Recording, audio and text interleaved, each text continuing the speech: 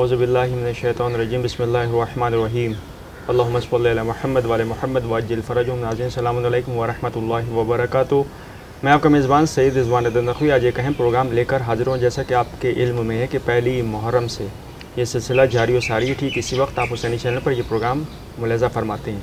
आज एक अहम शख्सियत हमारे दरमियान मौजूद हैं, हुज्जतुल इस्लाम वल मुस्लिमीन आली जनाब मौलाना सैयद फैज़ अब्बास मशहदी साहब क़िबला, जो इस वक्त हमारे दरमियान मौजूद हैं, जिनसे हम इमाम हुसैन अलैहिस्सलाम के सिलसिले से करबला के हालात और जो वाक़यात रूनुमा हुए उस हवाले से हम इनसे गुफ्तगू करेंगे। हमारे दूसरे मेहमान आली जनाब दिलावर हसन साहब हैं, जो यहाँ से नवाब पेश फरमाएंगे। तो आइए चलते हैं जनाब की खिदमत में। जनाब, इस प्रोग्राम के आगाज़ के तौर पर हम जो आपसे सवाल करना चाहेंगे कि हज़रत इमाम हुसैन अलैहिस्सलाम क़ुरबानी देने क्यों गए थे करबला? आखिर इसकी बहुत सारी वजूहात बयान की जाती हैं। आपके नज़दीक, आपके नज़रिए से उनकी क़ुरबानी का असल मकसद क्या था? इस्लाम को किस तरह वो बचाने निकले थे? इस हवाले से हमारे व्यूवर्स, हमारे नाज़रीन को बताएं। अऊज़ु बिल्लाहि मिनश्शैतानिर्रजीम बिस्मिल्लाहिर्रहमानिर्रहीम अल्हम्दुलिल्लाहि अहलिही वस्सलातु अला अहलिहा। सबसे पहले मैं आपकी खिदमत में और तमाम नाज़रीन की खिदमत में माह मुहर्रम की मुनासबत से पुरसा पेश करता हूँ। बेहतरीन सवाल है आपका, और ये वो सवाल है जो आम तौर पे हर इंसान के जहन में उठता है, और इसके मुताद्दिद जवाबात, जैसा कि आपने खुद कहा है, हर इंसान देता रहा है। इमाम हुसैन ने क़ुरबानी क्यों दी? इसका अगर आप सिर्फ ये सोचें कि एक जवाब मिल जाए एक सत्र में तो नामुमकिन है। ज़ाहिर सी बात है। इमाम का जो असली मकसद है उसको 3 हिस्सों में तकसीम किया जाता है। अच्छा। पहला तो ये है कि ख़ुद अइम्मा ने और मासूमीन ने, उसमें अंबिया भी शामिल हैं। अच्छा। और रसूल भी, उन्होंने बयान किया है कि इमाम हुसैन अलैहिस्सलातु वस्सलाम करबला क्यों गए और अपनी शहादत क्यों पेश की। यानी बकिया मासूमीन इमाम हुसैन के अलावा, चाहे वो अंबिया रहे हों, चाहे वो रसूल, चाहे वो अइम्मा हों, उन्होंने बयान किया कि इमाम क्यों गए हैं शहादत पेश करने।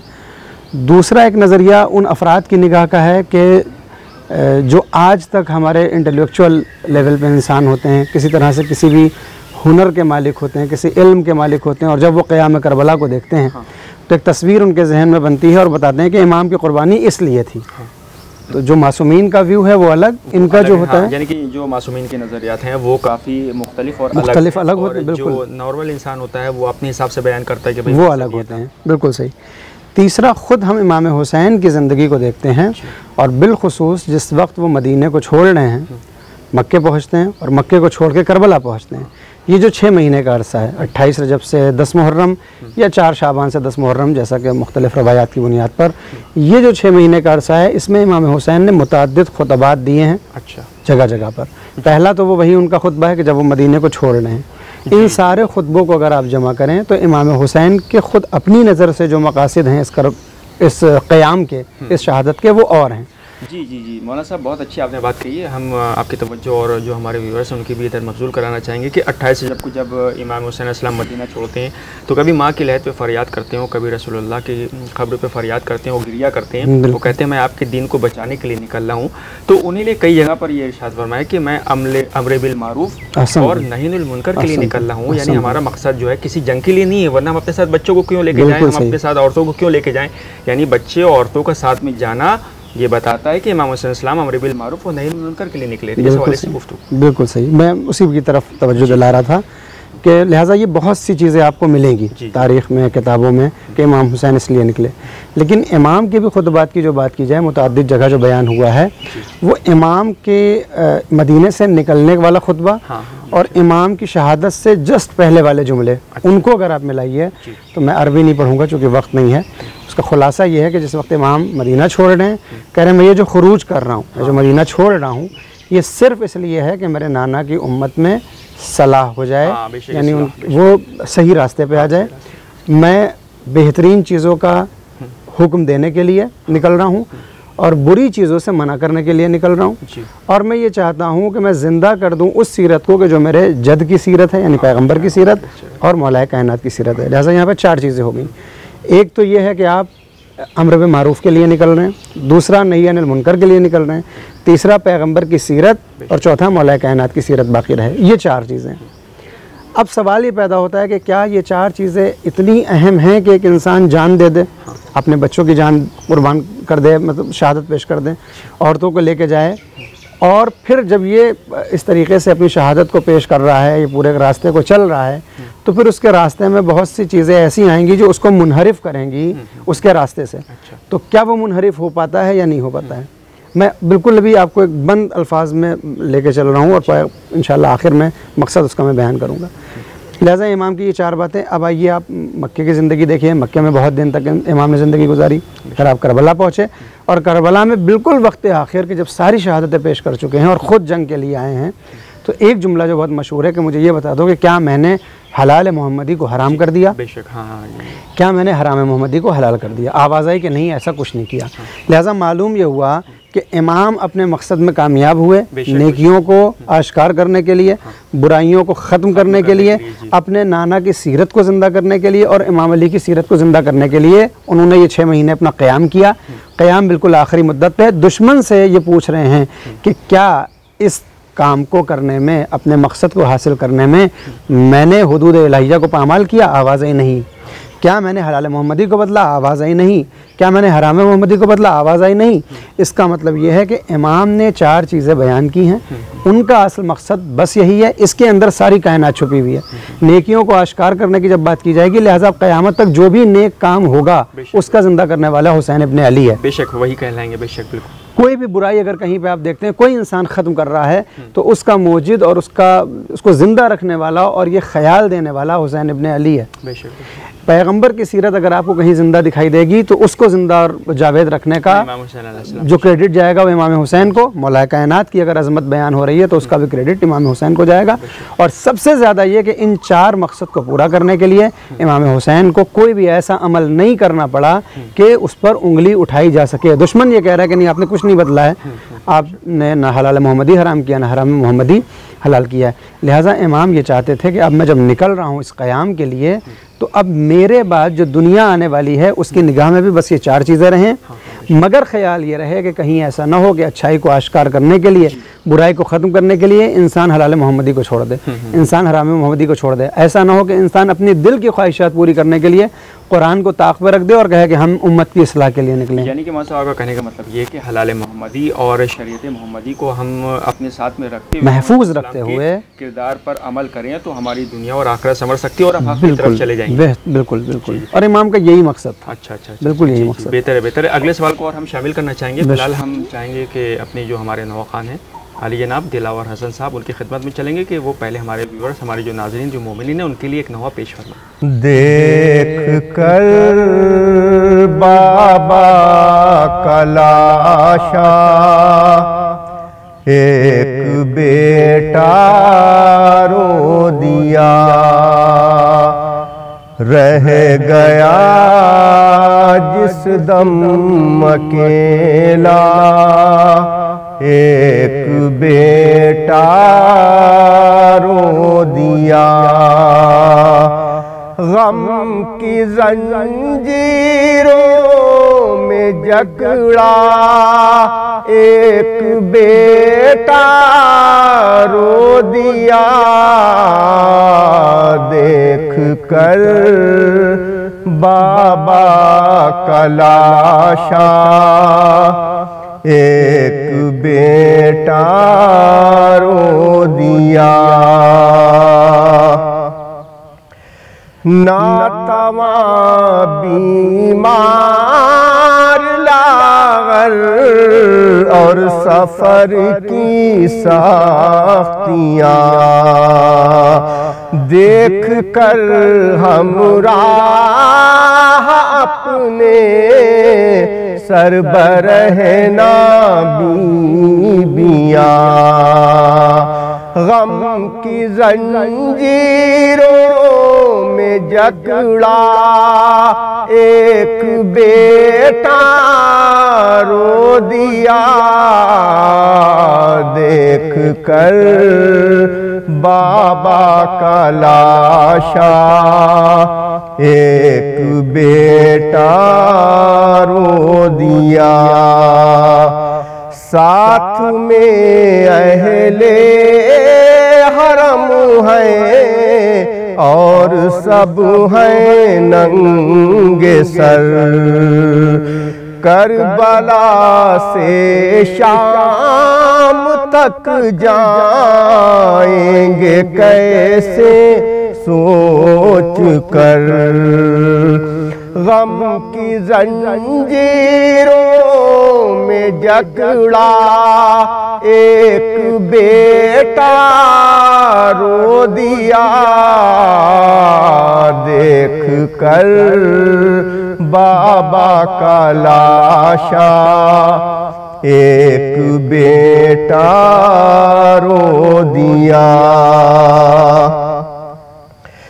جو مصیبت آئی عابد پر پڑھی ناد علی، کربلا سے شام تک جا بھی کوئی ٹھوکر پڑی، غم کی زنجیروں میں جکڑا ایک بیٹا رو دیا، دیکھ کر بابا کا لاشا ایک بیٹا رو دیا۔ جب ستم نے اپنا انداز ستم بدلا نہیں، راستے بھر بے کسی نے ساتھ جب چھوڑا نہیں، غم کی زنجیروں میں جکڑا ایک بیٹا رو دیا، دیکھ کر بابا کا لاشا ایک بیٹا رو دیا۔ شام کے زندان میں جس دم سکینہ مر گئیں، اور اپنے بھائی کو ایک دم اکیلا کر گئیں، غم کی زنجیروں میں جکڑا ایک بیٹا رو دیا، دیکھ کر بابا کا لاشا ایک بیٹا رو دیا۔ کر رہا ہوں میں بیاں بیمار کا حزن و ملال، آ رہے ہیں ذہن میں عشرت مصائب کے خیال، غم کی زنجیروں میں جکڑا ایک بیٹا رو دیا، دیکھ کر بابا کا لاشا ایک بیٹا رو دیا۔ جناب جو ابھی آپ نے بہت اچھی بات بتائی کہ امام حسین علیہ السلام نے کربلا کے میدان میں اپنی اور اپنے عزیزوں کی جو قربانی دی، تو انہیں نے ایک خاکہ کھینچ دیا کہ یہ باطل ہے، جو برائی کرتا ہے، جو غلط کر رہا ہے، جو کچھ شریعت محمدی کو پامال کر رہا ہے، جو حلال جو حرام کو انجام دے رہا ہے، وہ باطل پرست ہے، اور جو نیک کام انجام دے رہا ہے، جو عبادتیں کر رہا ہے، جو لوگوں کی مدد کر رہا ہے، جو انسانیت کو بچا رہا ہے، وہ جو ہے اگر ہم دیکھیں تو وہ صراط مستقیم کہلایا جائے گا۔ امام حسین السلام نے بتا دیا کہ حق کی طرف اگر رہو گے تو تمہیں انسانیت کی مدد کرنا پڑے گی اور سب کے ساتھ نیکی اور اچھا سلوک کرنا پڑے گا، تبھی تم میری طرف آ سکتے ہو۔ اگلا سوال میں اور شامل کرنا چاہوں گا جناب مولانا صاحب کہ 1400 سال میں امام کی قربانی کا جو اثر مرتب ہوا وہ کیا ہوا اور اس کو آپ کس نظریے سے دیکھتے ہیں؟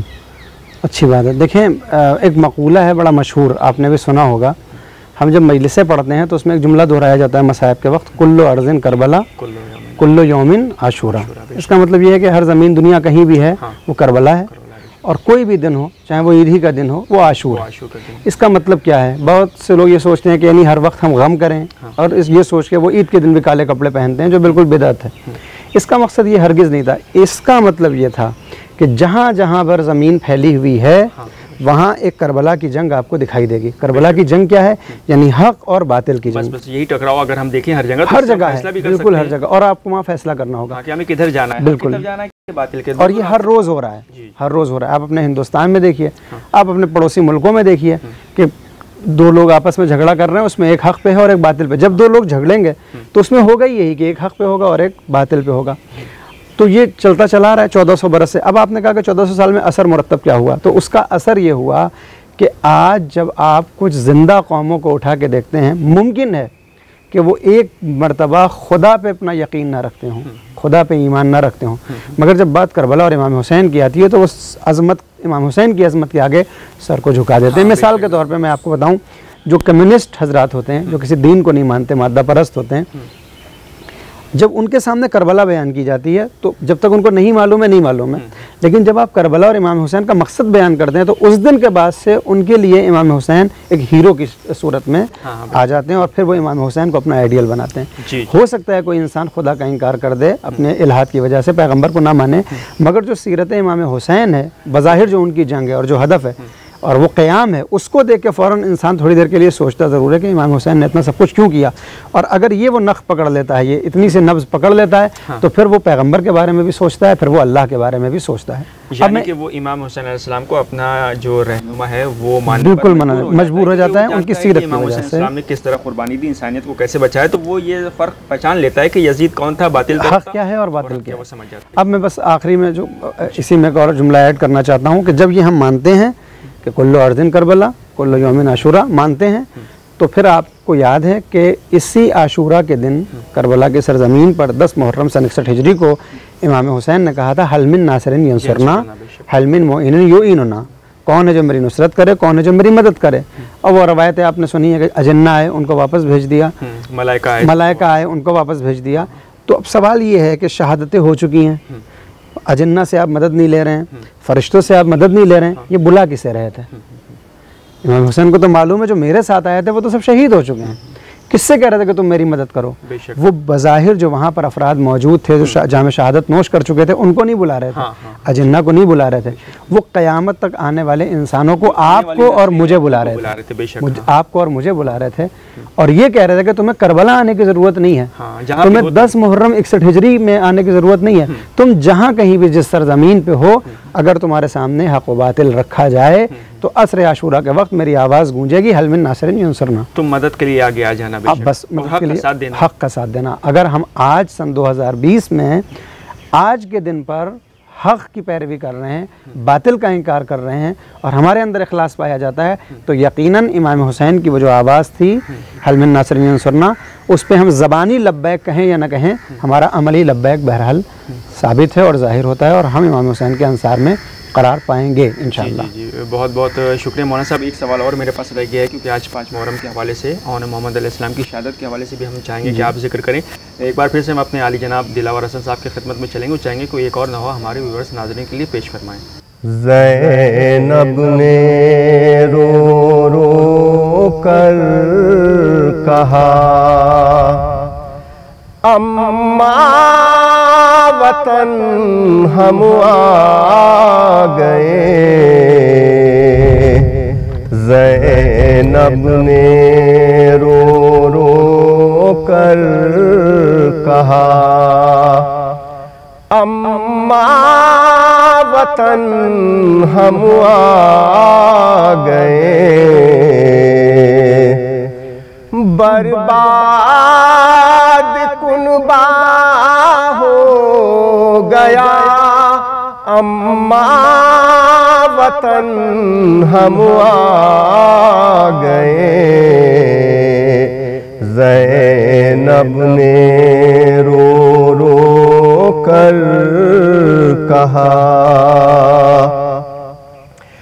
اکبر نہیں اصغر نہیں قاسم نہیں سرور نہیں، پڑھتے ہوئے یہ مرثیہ اماں وطن ہم آ گئے. زینب نے رو رو کر کہا جینے کا کم امکان تھا مرنے کا ہر سامان تھا طے کر کے رستہ موت کا اماں وطن ہم آ گئے. زینب نے رو رو کر کہا ہر ایک مصیبت عام تھی دشمن سپاہ شام تھی کہتے ہوئے مشکل کشا اماں وطن ہم آ گئے. زینب نے رو رو کر کہا سب کچھ لٹا کر داشت میں حق کو بچا کر داشت میں کرتے ہوئے شکر خدا اماں وطن ہم آ گئے. زینب نے رو رو کر کہا خیمے جلے چادر چھنی قیدی بنے درے لگے اتنی بڑھی ہم پر جفا اماں وطن ہم آ گئے. زینب نے رو رو کر کہا خنجر لیے تھے اہل شر تھی زندگی زیر و زبر کربل میں قتل عام تھا اماں وطن ہم آ گئے. زینب نے رو رو کر کہا ماہ محرم کی قسم شبیر کے غم کی قسم رکھنے کو گھر میں تعزیہ اماں وطن ہم آ گئے. زینب نے رو رو کر کہا کاغذ پر ہوتا تھا قلم پلکیں بھگوتا تھا قلم کاغذ پر ہوتا تھا قلم پلکیں بھگوتا تھا قلم عشرت نے جب نوحہ کہا اماں وطن ہم آ گئے. زینب نے رو رو کر کہا اماں وطن ہم آ گئے. زینب نے رو رو کر کہا. اب کیونکہ وقت میرے پاس اس پروگرام کا اختتام کا ہو گیا ہے تو ہم جناب کی خدمت میں ایک بار پھر سے چلیں گے کہ آج 5 محرم کے حوالے سے آن محمد علیہ السلام کا ذکر ہم چاہیں گے کہ ان کی شہادت کا آپ ضرور ہمارے جو مومنین ہیں جو ناظرین ان کو ضرور سناتے ہیں. جی یقیناً کربلا کی جنگ اور شہدائے کربلا کو جب آپ پڑھنا شروع کرتے ہیں تو آپ پڑھتے رہتے ہیں اور آنسو بہاتے رہتے ہیں, بے شک اللہ, کیونکہ وہاں پر 6 مہینے کے بچے سے لے کے 80 برس کے بزرگ تک ہیں جو شہادت دینے کے لیے آئے ہیں. بے شک, ان کو کوئی دنیاوی لالچ نہیں ہے, ان کو کسی مال کی تمنا نہیں ہے, ان کو کسی جاہ و حشم کی کوئی تمنا نہیں ہے, ورنہ یزید کی طرف سب کچھ ہے. یہ چھوٹے چھوٹے بچے آ رہے ہیں, یہ جوان آ رہے ہیں, انہی جوانوں میں یہ 2 نام ملتے ہیں اون محمد کے, کہ جن کو معلوم ہے کہ ہم جب جائیں گے میدان پہ تو ہم شہید ہو کے آئیں گے. ایسا نہیں کہ ہم جائیں گے ان کو مار کے اور پھر واپس آئیں گے ہم کو شاباشی ملے گی, نہیں, پہلے سے معلوم ہے کہ ان کو سب معلوم ہے کہ یہ جام شہادت پیش ہم کو پینا ہے, ہم کو وہاں جانا ہے اور محضر شہادت میں اپنی شہادت پیش کرنا ہے. یہ معلوم ہوتے ہوئے کہ جو جا رہا ہے وہ واپس نہیں آتا, اس کے باوجود اصرار ہو رہا ہے حضرت امام حسین سے کہ اجازت دے دیجئے. اجازت نہیں دے رہے ہیں کہ یہ بہن کے بچے ہیں, بہن کے بیٹے ہیں. جناب زینب ہیں جو وسیلہ بنتی ہیں ان کی شہادت کے لیے, اور یہ آگے کہتی ہیں کہ میں آپ سے چاہتی ہوں کہ آپ میرے بچوں کو اجازت دیجئے, اس لیے کہ میرے شوہر آپ کے اوپر جان قربان کرنے کے لیے نہیں آ پائے, دین کے اوپر جان قربان نہیں کر سکتے وہ, تو ایک میری طرف سے اور ایک میرے شوہر نامدار کی طرف سے یہ آپ کے اوپر جان قربان کرنا چاہتے ہیں. اور اس سے پہلے ملتا ہے کہ شب عاشور میں جو ذاکرین حضرات پڑھتے ہیں اور مصاحب خواں پڑھتے ہیں, مصاحب پڑھنے والے, کہ بی بی نے رات بھر اپنے بچوں کو یہ سمجھایا تھا کہ دیکھو حسین فاطمہ کا بیٹا ہے اور تم میرے بیٹے ہو, اور عظمت میں فاطمہ مجھ سے بہت بلند ہے, وہ نبی کی بیٹی ہیں, لہٰذا کہیں ایسا نہ ہو کہ فاطمہ کا بیٹا میرے بیٹوں سے پہلے شہید ہو جائے. لہٰذا کوشش یہ رہے کہ پہلے شہادت تمہاری ہو, جب تک تم زندہ رہو زہرا کے لال کے اوپر آنچ نہ آئے, اور اگر تم دریا پہ چلے بھی جانا اور پانی بھی تمہارے قبضے میں آ جائے, اس لیے کہ حیدر کرار کے نواسے ہیں, جعفر طیار کے پوتے ہیں, ابو طالب سے پورا ڈائریکٹ ان کا رشتہ ہے اتنا زیادہ, اور وہ حضرت ابو طالب کے جن کی عظمت پہ لاکھوں سلام ہو, شجاعت, شہامت, جو کچھ بھی آپ دیکھیں وہ سب پائی جاتی ہے. ہاشمی خاندان کا پورا خون ہے ان کے اندر, تو یقین تھا کہ یہ پہنچ جائیں گے فرات تک, کوئی روک نہیں سکتا. لہٰذا وصیت کر دی کہ اگر فرات تک پہنچ بھی جانا تو پانی اگر پینے کا دل کرے تو یہ یاد رکھنا کہ زہرا کا لال پیاسا ہے. اللہ اکبر, بے شک. اور ورنہ وہ ایک مشہور جملہ ہے کہ میں تمہیں اپنا دودھ نہیں بخشوں گی, تاریخ میں نے نہیں پڑھا لیکن عام طور پہ یہ ذاکرین پڑھتے ہیں کہ یہ جملہ بھی بی بی نے کہا ہے. اور پھر آپ دیکھیں کہ جاتے ہیں دونوں شہزادے اور جنگ کرتے ہیں, اور شان کی جنگ کرتے ہیں کہ تاریخ کو لکھنا پڑا کہ 2 ستارے ہیں جو معلوم ہوتا ہے کہ آسمان سے اتر کے آئے ہیں اور اپنے ماموں پہ جان فدا کرنا چاہتے ہیں. شہادت ہوتی ہے اور امام حسین دونوں کے جنازوں کو لے کے آتے ہیں. یہ بہت دردناک پہلو ہوتا ہے کہ بہن کے بچوں کو جو ہے وہ کوئی ایک انسان لے کے آئے اور ایک نہیں 2 جنازے اپنے ہاتھوں پہ لا کے بہن کے سامنے رکھ دے. بہرحال وہ کربلا ہر غم کا مداوا ہے, اسی لیے وہاں پر ہر رشتہ موجود ہے. اگر ہماری دنیا میں, ہماری زندگی میں کبھی کسی رشتے پہ ایسا وقت آ جائے تو وہ کربلا کی طرف دیکھ لے اور اپنی مصیبتوں کو بھول جائے, اور یقیناً ہم ایسا کرتے ہیں. جی بہت بہت شکریہ مولانا صاحب, بہت بہت شکریہ ہم سے بات کرنے کے لیے, بہت بہت شکریہ.